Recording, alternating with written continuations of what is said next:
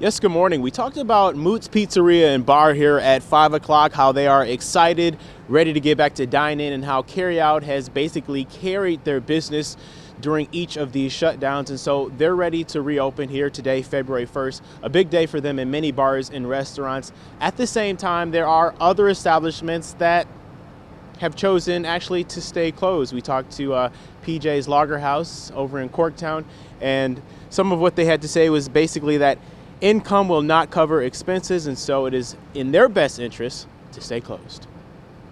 This is a music venue that's always been designed, since I've owned it anyways, to bring people together.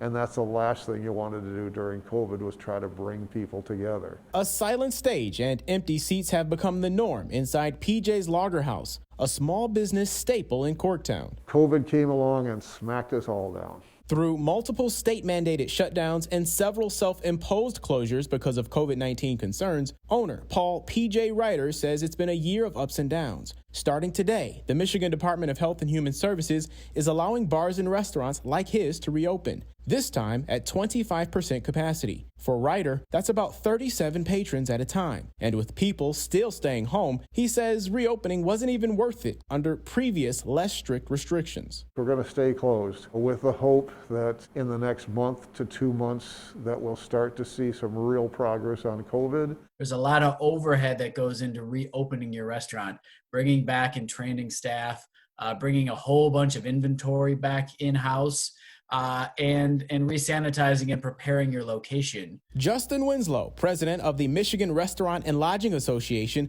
says feedback from establishments surveyed last week about whether they'd be willing to reopen under the new capacity restrictions is telling. And that number is only about 60% of restaurants right now.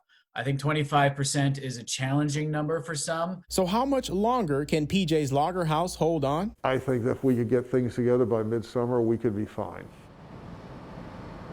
And he says that projection is if COVID case rates decrease as vaccinations continue to increase and hopefully are effective.